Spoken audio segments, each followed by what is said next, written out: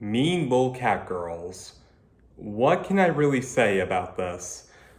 I mean, when you're a teenager, especially a high school teenager, you're not an adult yet. I mean, you're partially an adult. You have a mountain of responsibilities. You're about to graduate, go college, and figure out who you're supposed to be. But before that, you go to high school where you're a lot more limited. Um, and sadly, things are somewhat black and white because sadly, that's just how teenagers at that age think about things. Like, if you're not popular, or if you're not good looking, or if you don't play for a sports team, then you're not worth anything. And this even introduces an interesting question: who who wrote the rules of high school? Like, who decided, oh, you're good looking, so you're instantly popular, or you have a trash personality, so you're instantly popular? Logic would dictate. You go to school to get a basic education. So logic would dictate that the students who get good grades, they would be the ones who are popular and well accepted by their peers. I even briefly considered writing a story about that, where the roles are reversed, where the students who have good grades, they are the top of the popularity, and the ones that aren't are at the bottom. Until I kind of realized that anime's already done that to death. Two anime I can think of are High School of the Elite and Baka and Test. But so I kind of moved on from there. Mean Little Cat Girls. It's basically a story of redemption. Like the main characters, they're in their second last year of high school. They're about to graduate. They are the top of the social ladder, totem pole, whatever. And yet at the same time, they also look down on anyone who doesn't fit their criteria, basically calling them losers who will never amount to anything. But the thing about them is that they kind of do it to hide their own failures in life as well. Like, you know those um those underdog sports movies where the underdog team somehow beats all the odds and makes it to the playoffs, and by some miracle they win or they come in second place. Well, not these guys. I looked it up, and apparently there are over 65,000 high schools in the United States, and only about 85% of them actually have a football program. Like, the thing is that the characters who are on this team, they would kind of be one of those fodder teams that the underdog team would beat in the movie. And something like Remember the Titans or Gridiron Gang or something like that. Um, but back to the main idea, and that's kind of how it works when it comes to mean little cat girls, because there's association that comes with that. Um, like, if the football team fails, then the cheerleaders, by extension, they fail as well. And Chapter 1, Lovelace High. A day like any other, in a school like any other. Lovelace High School, with a population of 650, give or take. Like any other school, there will always be an established hierarchy that the students take it upon themselves to build upon.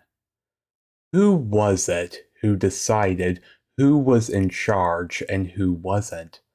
Schools, by their nature, are meant for kids to achieve a general education before they enter adulthood and decide what to make of their lives. So, why does the majority of the students who don't achieve the highest grades take it upon themselves to belittle those who do? That is not to say that a popular star athlete Of course, they mess with somebody, they mess with the wrong kid, calling them a loser, and in doing so, the three queens that they're referred to, the three queens of this high school, they're turned into cats as their punishment. And yeah, it kind of plays out the way you would expect with a classical cursed into becoming an animal until you learn your lesson and you become a better person. One of the best examples of this would be the Emperor's New Groove, but the Emperor's New Groove does take inspiration from a fable about that called The Golden Ass. The Golden Ass follows the adventures of an arrogant prince who is turned into a donkey for his arrogance. Stories like these have always been around and they'll kind of always be around in one respect or another. And basically, when the three queens are turned into just regular cats, like they don't really have rights, they are treated as vermin. And before people start saying that how much they love cats, they've never seen people mistreat cats. Well, I've seen people mistreat cats. And I've seen people mistreat stray cats, saying how they're rabid and they're dirty and whatever. You'd be surprised how horrible people treat stray animals. Don't always believe those videos that you see on people adopting a stray animal. I'd like to think that's true, and to a degree it is, but it's also what you don't see. You don't see how stray animals get treated and mistreated. Okay, back to the main idea here. The girls, the three queens, the ones that are turned into cats, they start to see things through a different perspective, you know? How are they regarded by their peers now that they're not around? Now that they're, quote, invisible and people can talk freely about them? So, are they regarded? Are they well liked? How will they be remembered, so to speak? And I even took a lot of inspiration from especially the Mean Girl characters that I saw in the shows that I grew up with. Some examples I can think of would be Mandy from Totally Spies, Miranda from As Told by Ginger. I actually rewatched those shows before I ever watched the Lindsay Lohan movie, which does kind of have a very similar idea. Like, who was it who wrote the rules? Who decided these things? And and that's kind of how it works a bit. Almost every bully in a story has a reason why they act this way. With Regina George, we learn about her home life and we learn why she is the way she is. And we learn about the three queens as well, why they are the way they are, why they have to be the sort of way. And even from a movie like Whisper of My Heart, where we do learn a bit about the bully characters and how, to a degree, they try to redeem themselves. When it comes to Mean Little Cat Girls, I kind of have a bit of a nuance when it comes to it. It was just a fun idea that popped into my head, and I wrote it. But as things kind of went on, I basically figured, hey, maybe I could explore more about this world. Maybe a sequel or a prequel. But no, the story of the three queens is kind of said and done. It's kind of like the two main characters from Your Name. Their story is done, and we don't need to know much more.